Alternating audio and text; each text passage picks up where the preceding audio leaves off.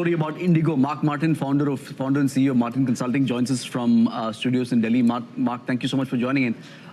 What have you made of the circumstances around which when Aditya Ghosh has stepped down as the CEO? What led to this exit, do you think? Look, first up, thanks for having me on the show today. Look, Indigo is in a phase of global expansion, and as airlines expand, when they look at new territories and regions, it makes strategic sense for you to have a sort of a global workforce to help leverage the brand globally. Now, Indigo has had a pretty rough past with Singapore and Southeast Asian operations not doing very well. So obviously, it makes sense to bring in people with the right skill set. So it's a step in the right direction. But do you not think that it sort of came a little bit too suddenly? At least in public circles, there was no discussion of a change in management. Also, there was no obvious sort of second rung bench strength which would take over when Aditya Ghosh left. So in that sense, a little bit of a jarring move, at least for investors.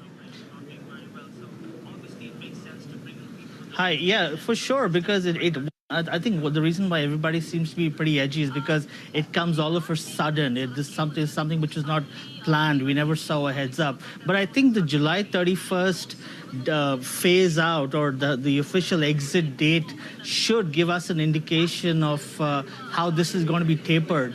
And also, I think the abruptness of this over the weekend has created a tremendous amount of turmoil with markets and everybody around.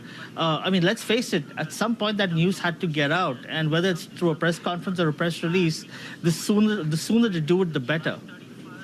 Mark, do you think Aditya Ghosh is paying the price for choosing the Pratt & Whitney engines, which seem to have...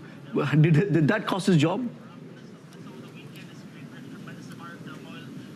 Look, I mean, let's face it, Aditya's done an outstanding job with Indigo, a guy who's got absolutely no aviation expertise, a lawyer, a trained lawyer by background, comes in, looks at aircraft leasing contracts, transitions an airline from 4 to 160 aircraft in 10 years, one of the largest airlines by market capital. So his contribution is immense. But also you must understand that, Aditya is a good manager. To run an airline, you need flight operations people, you need engineering people, maintenance, network, distribution, and sales. So, yes, you do need managers, but at some point in time, you need to start getting specialists. Because now Indigo shifts its gears. It's no longer that a fun, local, regional airline. They're going global, and when an airline goes global, you need to get people with global skill sets. And I think global skill sets is key. We've seen it with Emirates Airline, with Etihad, with Qatar, Oman, Singapore Airlines.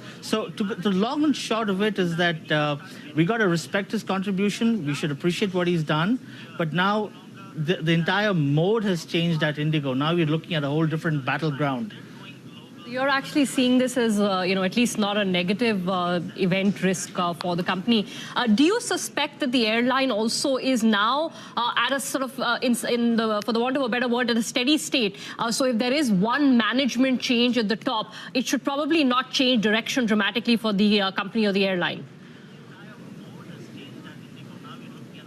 Oh no, if you really look at it and look at the details, I mean, the brains behind Indigo was, Bhatia and Gangwal. Gangwal came from US Airways. He came with an airline operating background. He knew the aircraft leasing business, being an aircraft finance guy. And of course, Bhatia was very well aware of the travel trade even before we knew it. So I think Aditya kind of, in many ways, supplemented and augmented that team quite well. But to kind of say that the entire weight of Indigo's shoulders rested on Aditya Ghosh is not really true. He was there for a certain purpose. He's done his job. He's done an outstandingly amazing job at running that airline.